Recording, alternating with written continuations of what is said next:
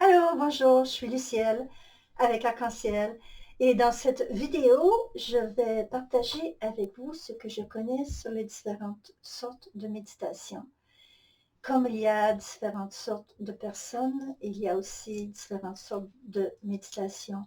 Et qu'importe vos habiletés ou vos faiblesses, il y a une méditation pour vous. Et c'est la raison pour laquelle j'ai catégorisé ces différentes méditations de façon à vous donner une bonne idée sur lesquelles sont les plus adaptées spécialement pour vous.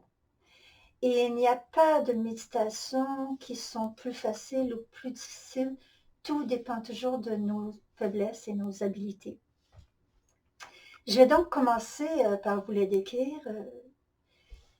J'ai la méditation numéro 1, qui est la méditation de relaxation, la numéro 2, qui est la méditation de visualisation créatrice, la méditation numéro 3, qui est la méditation transcendantale, la numéro 4, la méditation chamanique, la numéro 5, méditation de discipline, numéro 6, méditation de contemplation, numéro 7, méditation de dévotion.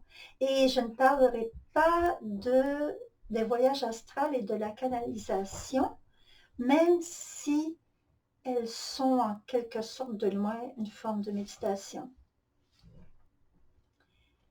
Et commençons avec la méditation de la relaxation. Mais avant, je voudrais vous dire que je vais passer assez vite sur chacune d'elles parce que je ne voudrais pas que mon vidéo soit trop longue.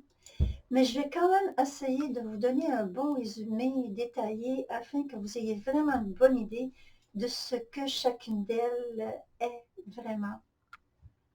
Et nous commençons avec la méditation de la relaxation. Cette méditation, je l'ai apprise quand j'étais une jeune adolescente.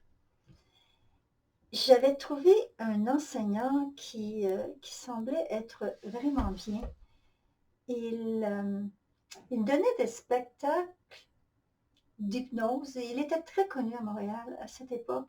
Et on avait parlé de lui dans les journaux comme une personne qui avait subi une chirurgie appendicectomie à froid, sans aucun analgésique, et que pendant l'opération, il était sans douleur et il parlait avec ses médecins.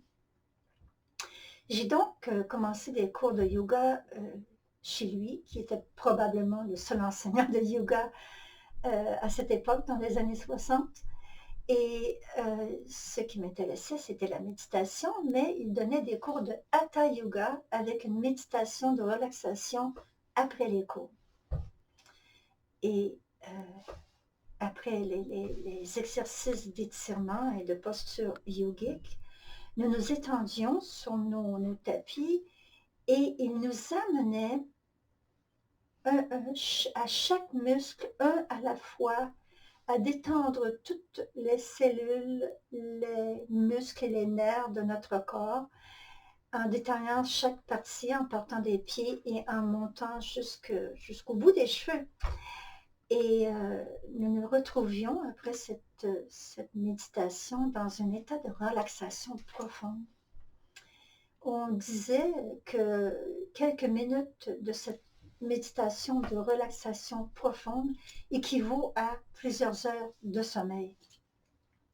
Cet enseignant que j'avais trouvé était un de ces hommes exceptionnels dont on n'entend pas souvent parler et que même si on en entend parler, ils disparaissent dans l'ombre, nous laissant sans espoir de nos capacités en tant qu'être humain. Et c'est dommage parce que nous avons d'énormes capacités. Beaucoup de gens l'ont prouvé dans le passé et nous ne les connaissons pas. Il y en a beaucoup comme ça. Passons donc à la deuxième sorte de méditation qui est la méditation de visualisation créatrice ou de méditation guidée, malgré qu'on peut s'apporter soi-même cette guidance avec une bonne base et une bonne imagination. J'ai appris cette méditation 10 ans plus tard dans des séminaires de Raja Yoga. J'étais enchantée par cette sorte de méditation parce qu'elle répondait à ma force, qui est l'imagination. Vous savez, grand fond, grande imagination. Et la base de cette méditation consistait à monter 12 marches, une à la fois, en commençant par 12 et terminant avec 1. Et à 0, on entrait dans un monde qui était un peu comme notre paradis personnel, où l'on créait une habitation avec à l'extérieur de l'habitation, un espace, un paysage de nature à notre goût. Exemple, il y avait des gens qui créaient un château avec un jardin à l'extérieur, d'autres sur un bateau sur l'océan. D'autres, ça pouvait être un camp en bois rond dans le bois, où j'ai même vu une personne qui avait mis un vaisseau spatial dans l'espace étoilé. Et il n'y a pas de limite, vous pouvez vraiment créer ce que vous voulez, tant que ça répond à qui vous êtes vraiment, dans vos goûts, dans ce que vous êtes. Et dans ce monde, on peut y travailler et faire plusieurs choses. Et c'est surprenant comment ces choses que nous visualisons dans ces mondes deviennent réalité et manifestation dans notre vie de tous les jours. Ces cours, ces méditations, ces séminaires étaient donnés la fin de semaine et à tous les mercredis, nous avions une soirée gratuite où les gens pouvaient partager leurs résultats suite à ces méditations et à ces séminaires. Dans ce monde, nous pouvons faire un feu de foyer et le rendre aussi réel que possible, comme le froissement du papier que l'on met dans le feu avec le craquement de l'allumette pour allumer le feu, la lumière qui commence, la fumée avec son odeur, la lumière du feu qui commence à grandir et le crépitement du feu. Et on écrivait sur un papier une situation dans laquelle nous étions et qui n'était pas désirable et même intolérable. Et nous prenions le papier et le jetons dans le feu. Par contre, ce que l'on détruit, ou plutôt transforme avec le feu, c'est un événement et non une personne ou même pas des traits de caractère, puisque ces traits de caractère existent sous forme de personnalité et ce qu'elles ont besoin, c'est d'évoluer et de grandir et non d'être détruites. Alors, le genre d'événement que l'on met sur ce papier, c'est comme la pauvreté, un travail trop demandant, la maladie, la discorde avec son entourage, et ainsi de suite. Et il y avait beaucoup de résultats. Les gens, c'était incroyable ce qu'ils partageaient sur la réussite de ces petits exercices. Dans ce monde, nous pouvons aussi créer une grande pièce de réception complètement vide, avec une porte derrière nous, une en face de nous, et nous pouvons faire venir une personne avec qui nous avons un désaccord, un désagrément, et dont nous espérons avoir une réconciliation. Nous demandons donc à cette personne de venir et nous demandons à ses guides aussi d'être présents. Et nous demandons à nos guides à nous, à l'autre porte derrière nous, de venir et d'être présents. Et avec les guides présents, nous sommes assurés d'un grand succès sur les résultats de ces conversations, tant que nous donnons le même nombre égal d'écoute à ce que la personne que nous avons invitée, le même nombre d'écoute, de temps d'écoute que le nombre de temps que nous lui parlons pour nous expliquer, pour expliquer le pourquoi de notre agissement ou la raison pour laquelle nous croyons qu'il y a un malentendu.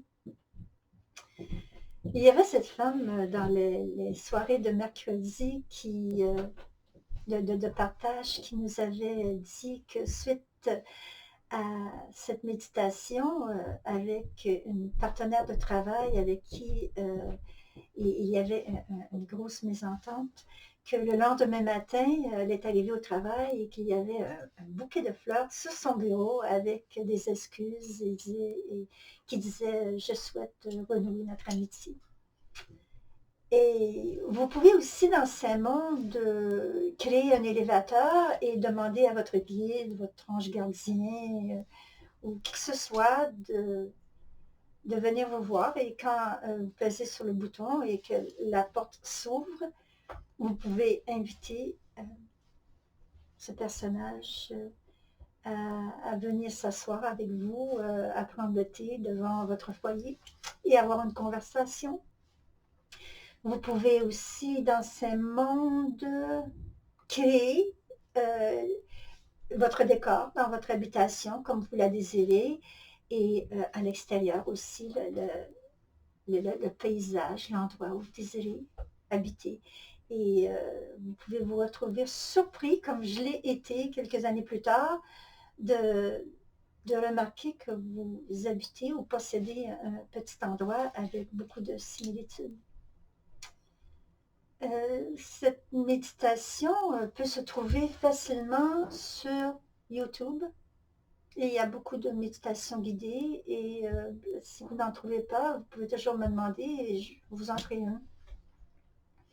Cette méditation est très adaptée pour le genre de cerveau à tendance yin, c'est-à-dire un cerveau qui pense très vite, qui est très actif, qui peut penser à plusieurs choses en même temps, écouter 2-3 conversations en même temps, un cerveau qui est à l'aise avec les multitâches, avec fonctionner d'une façon vite et efficace avec ses pensées. Cette forme de cerveau a influencé à ses forces et ses faiblesses. Sa faiblesse, c'est qu'il peut parfois se laisser contrôler par ses pensées et la méthode de visualisation est très bien pour ce type de personnes parce qu'elle permet si ces personnes ne peuvent se rendre à la méditation transcendantale qui sera la prochaine, elles peuvent quand même diriger, si elles ne peuvent pas arrêter leurs pensées, elles peuvent quand même les diriger dans une direction qui soit plus bénéfique à sa vie. Et aussi, pour les personnes qui ont ce genre de cerveau, il y a d'autres méditations qui peuvent vous emmener au vide, qu'est la prochaine méditation, la méditation transcendantale. Maintenant, cette méditation, la troisième, la méditation transcendantale, consiste seulement à faire le vide dans ses pensées. Le vide total, arrêter les pensées. Si elles passent, juste les regarder passer sans s'impliquer, sans les continuer, sans se laisser posséder et contrôler par elles. Juste être l'observateur, le témoin, jusqu'au silence total. Cette méditation, la méditation transcendantale, elle est très bien adaptée pour les cerveaux à tendance yang. Parce que ces personnes n'ont peut-être pas l'habilité de suivre plusieurs conversations à la fois et d'être à l'aise dans les multitâches, mais ils sont beaucoup plus ordonnés. Ils ont des boîtes. Une boîte pour le travail, une boîte pour la famille, une boîte pour le hobby, le passe-temps, une boîte pour le plaisir et leur préféré, la boîte pour la paix et le silence. Alors, comme vous voyez, ces personnes peuvent pratiquer la méditation transcendantale avec beaucoup de facilité. Une ou deux façons de faire qui est très populaire est de se concentrer sur sa respiration afin d'être capable de faire le silence en se concentrant seulement sur l'inspiration de l'air qui entre et qui sort. ou même les battements de cœur, nos battements de cœur. Passons maintenant à la quatrième sorte de méditation qui serait la méditation chamanique. La méditation chamanique est un mélange de livres que j'ai lu dans les années 80 et aussi un cours que j'ai pris en Floride sur le chamanisme amérindien. Le livre que j'ai lu avait comme titre « Secret du chamanisme ». C'était un très très bon livre qui ne comprenait pas beaucoup de blablabla, bla, bla, bla, mais plutôt des instructions très valides et très, très bien détaillées. Et il y a probablement d'autres sortes de méditations chamaniques dont je ne connais pas, je ne les connais pas tous, mais je peux vous parler de celle-là qui consiste à s'étendre en état de relaxation et sous le son de tam-tam, de tambour qui imite les battements de cœur, entrer dans cet état de transe profonde et qui inclut comme la méditation de relaxation et de visualisation au début, parce que la personne qui médite doit visionner, entrer dans un tunnel, dans une caverne, et traverser cette caverne et remarquer le décor autour, le créer, ensuite de se souvenir du chemin qu'elle a pris, jusqu'à ce qu'elle arrive au bout de cette caverne, de ce chemin, de ce tunnel, et qu'elle entre dans un monde de transe, un monde de semi-rêve. À l'entrée de ce monde l'attend son animal totem, son allié de pouvoir. Et si vous ne connaissez pas votre allié de pouvoir, vous attendez qu'il se présente à vous. Ce n'est pas vous qui le choisissez, il vous choisit. Et quand cet allié de pouvoir se présente à vous sous forme d'un animal, vous le suivez, vous entrez dans ce monde de transe dans lequel il vous guidera et vous protégera.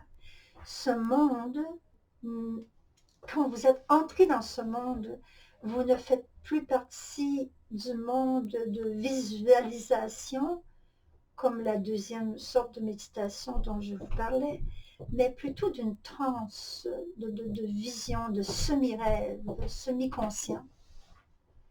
Et les événements dans ce monde, dans ce voyage, un voyage chamanique qu'on appelle, serait la réponse à la question dont vous vous posiez avant de faire cette méditation. Et le tambour, le son du tambour sous les battements de cœur dont je vous parlais a un temps limité qui pourrait être 30 minutes ou 45 minutes à votre goût. Vers la fin, le battement de tambour se fait plus vite, ce qui vous dit que votre temps est écoulé et que c'est maintenant le temps de revenir. Et vous devez revenir, bien sûr, vous remercier votre allié animal et vous sortez de ce monde en passant par la même caverne, le même chemin, le même tunnel que celui dont vous êtes venu pour vous retrouver dans votre corps éveillé. Et voilà, c'est ce que je connais sur la méditation chamanique, qui est un voyage, méditation, transe. Passons maintenant à la cinquième sorte de méditation que je connais. J'appelle ce genre de méditation des méditations de discipline.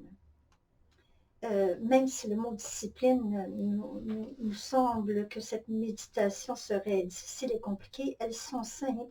C'est seulement qu'elles demandent de la concentration et beaucoup de patience. Ces méditations, en général, leur but est de faire circuler les énergies dans nos corps à travers des circuits qui existent déjà et qui peut nous apporter beaucoup de récompenses comme la santé, une grande énergie, une joie de vivre, l'inspiration et même l'euphorie, de béatitude dont nous parlent souvent les grands maîtres. J'en connais quelques-unes. Je connais une que j'ai pris d'un livre du maître Mantak Chia, qui est un maître taoïste qui fait circuler l'énergie dans les méridiens gouverneurs et concepteurs, qui sont les gros chemins de route de l'acupuncture, qui est la médecine chinoise. Et en faisant circuler cette énergie d'un méridien à un autre, il fait aussi monter la Kundalini sans danger, car elle ne bloque pas, elle redescend par le devant, par le vaisseau concepteur, à travers la langue au palais. Et ce qui est surprenant de cette méditation, c'est que ceux qui ont appris le Reiki vont probablement reconnaître que quand ils sont initiés, on leur dit entre ton coccyx, vous savez, comme un chien qui rentre sa queue à l'intérieur, entrez votre coccyx et mettez votre langue au palais.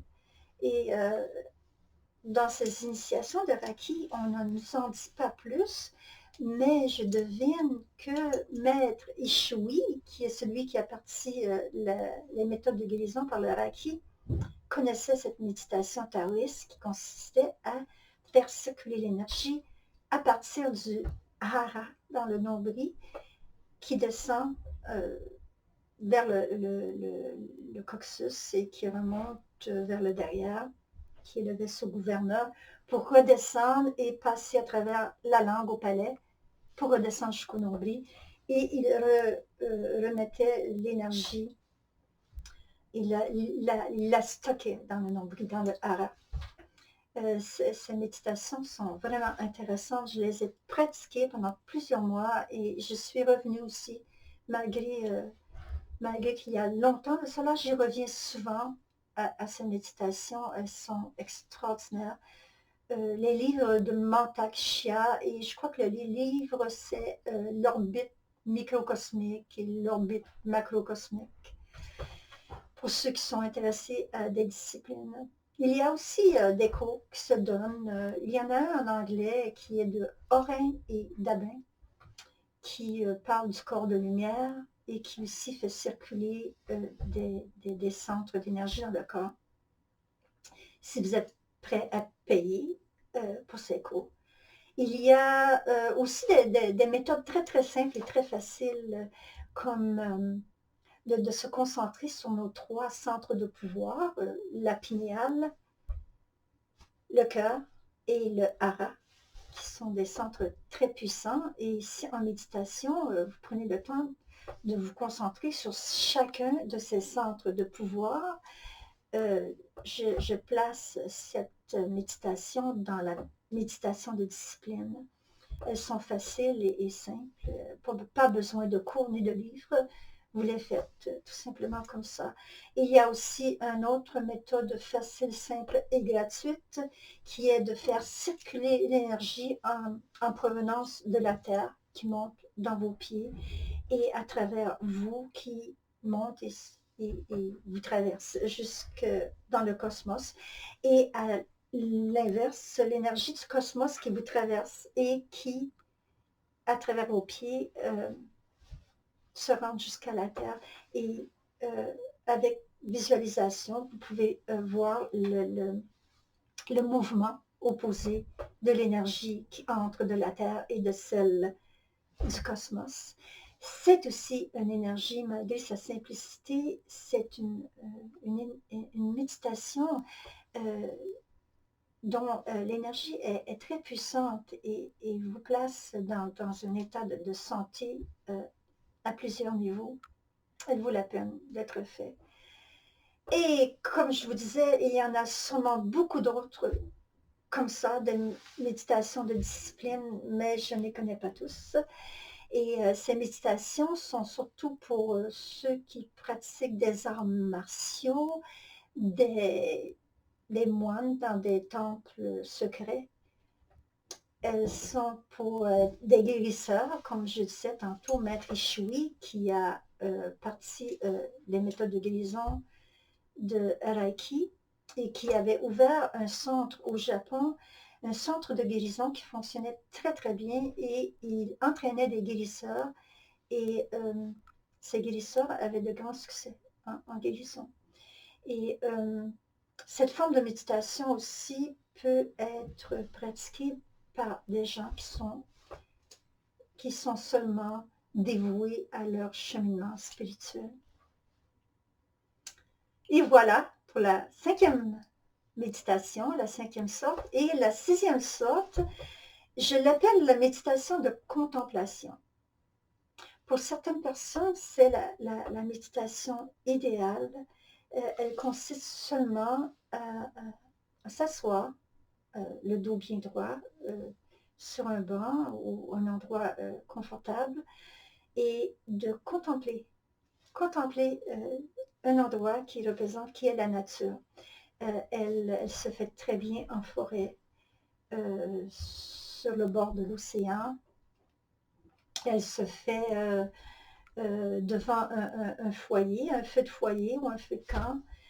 Elle se fait dans les journées de grand vent, juste respirer cet air et ressentir ces vents, qui est un élément, et donc qui représente un état de la nature.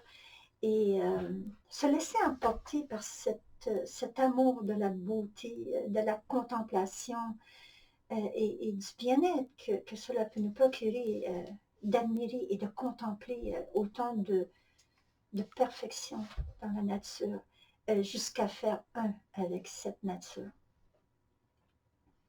Et vous voyez, celle-là, elle est assez facile. Cette méditation est pour les gens qui aiment la beauté. Et il n'y a rien à faire, juste contempler. Et la 7e méditation serait la méditation de dévotion. C'est une de mes préférées aussi.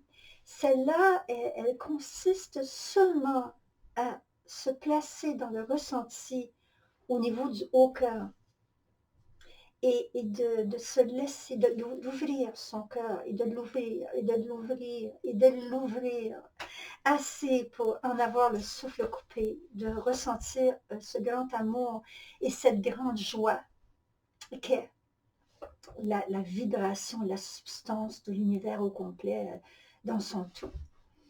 C'est qui procure de grands moments de joie, de folie, de béatitude, de cette extase dont nous parle le grand maître. Elle peut s'atteindre par cette méditation qui est aussi très simple et qui ne demande que de ressentir avec intensité cette vibration sublime qu'est l'amour. Et voilà pour les différentes sortes de méditation. À vous maintenant de choisir la méditation qui vous convient le mieux, et d'ici ma prochaine vidéo, je vous souhaite de vous amuser, de prendre beaucoup de plaisir à essayer ces méditations et à jouer au grand maître, car c'est ce que vous êtes tous, dans cet être en vous qui est au-delà du temps et de l'espace. C'est ce que vous êtes, un grand maître. Vous êtes votre grand maître. Et si vous avez des questions ou des commentaires, vous savez quoi faire. Si vous avez appris de cette vidéo et que vous avez aimé, envoyez-moi un pouce. Et si vous voulez continuer à apprendre sur ce sujet, abonnez-vous. Cela m'encouragera à continuer à partager mes 60 ans de recherche, d'expérimentation et de découverte. D'ici là, je vous dis avec amour, namasté.